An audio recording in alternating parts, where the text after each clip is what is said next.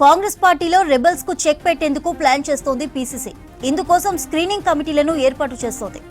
ఇష్టం వచ్చిన వారికి టికెట్స్ ఇవ్వకుండా గెలిచే వారికే ఇవ్వాలని ఇప్పటికే సీఎం రేవంత్ రెడ్డి స్పష్టం చేశారు.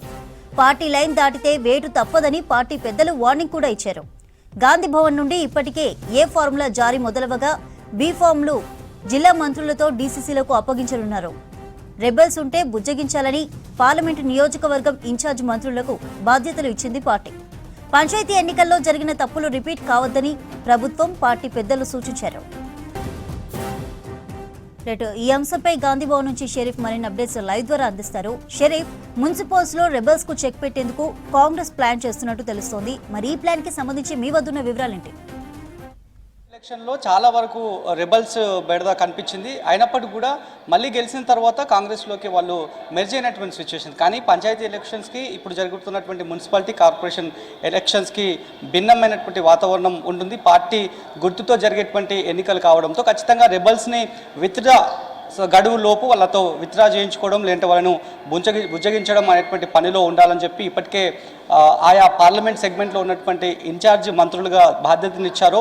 అదేవిధంగా డీసీసీలు నూతనంగా 33 మందిని ఇటీవల అలాట్ చేశారు. వాళ్ళకి అదనంగా బాధ్యతలు ఇచ్చారు. ఎప్పటికప్పుడు స్క్రీనింగ్ కమిటీని ఏర్పాటు చేస్తున్నారు. ఈ రకమైనటువంటి డిస్టర్బెన్సెస్ ఎక్కడ ఉన్నాయనేటువంటి అంశాలపైన ఒక మెకానిజాన్ని, సిస్టమ్ని రూపొందించారు. దాని ప్రకారమే స్టెప్ బై స్టెప్ ముందుకు వెళ్తున్నటువంటి సిచ్యువేషన్ మనకు కనిపిస్తోంది. ప్రతి pin to pin Gandhi Bhavan నుంచి పీసీసీ పెద్దలంతా కూడా క్లీన్గా అబ్జర్వ్ చేస్తున్నారు. ఉదయం కూడా సీఎం రేవంత్ రెడ్డి జూమ్ కాన్ఫరెన్స్ని కాల్ఫర్ చేశారు.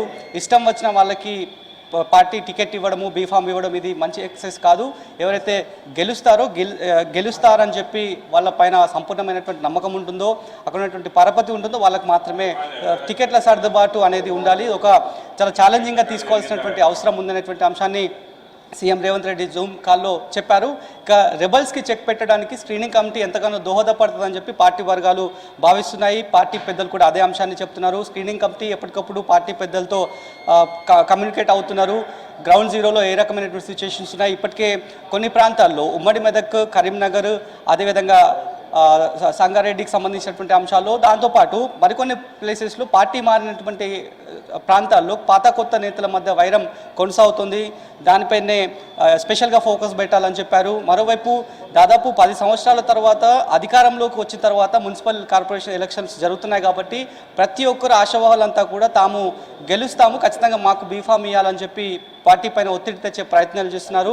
సో రెబల్స్ ఈ సందర్భంగా క్రియేట్ కాకుండా జాగ్రత్త తీసుకోవాలని చెప్పి ఇప్పటికే పార్టీ పెద్దలు, అదేవిధంగా ప్రభుత్వ పెద్దలంతా కూడా సమన్వయంతో గ్రౌండ్ జీరోలో ఉన్నటువంటి వాళ్ళకంతా కూడా పూర్తి దిశానిర్దేశం చేస్తున్నటువంటి పరిస్థితి మనకు కనిపిస్తోంది. ఇప్పటికే మీనాక్షి నటరాజన్ కూడా జూమ్ కాన్ఫరెన్స్ని కాల్ఫర్ చేశారు. ఆ తర్వాత మళ్ళీ సీఎం రేవంత్ రెడ్డి వచ్చిన తర్వాత ఫిజికల్గా సమావేశం, కీలక సమావేశం మంత్రులతో ఉండనుందనేటువంటి అంశాన్ని పార్టీ పెద్దలు చెప్తున్నటువంటి సిచ్యువేషన్ కనిపిస్తోంది.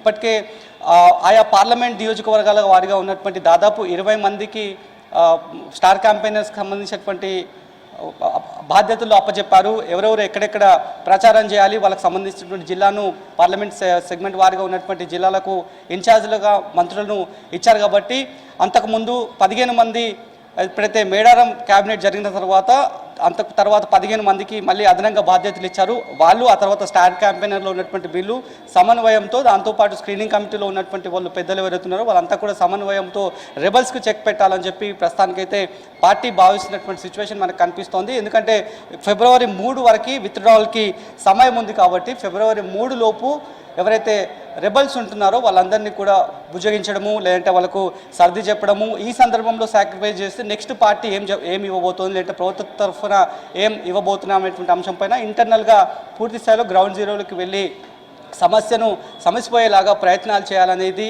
కాంగ్రెస్ పార్టీకి సంబంధించినటువంటి యాక్షన్ ప్లాన్గా తెలుస్తోంది.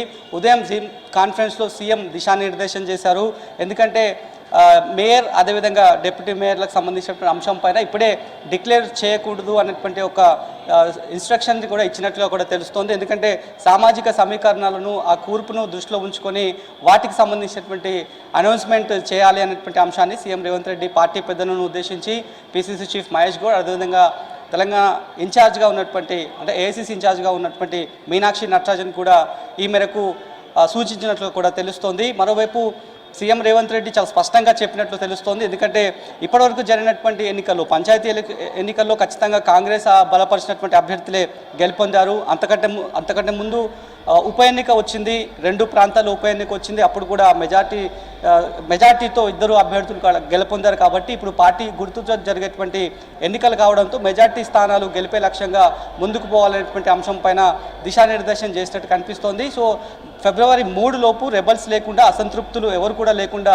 జాగ్రత్త తీసుకోవడానికి పార్టీ పెద్దలు, ప్రభుత్వ పెద్దలు ప్రయత్నాలు చేస్తున్నారు.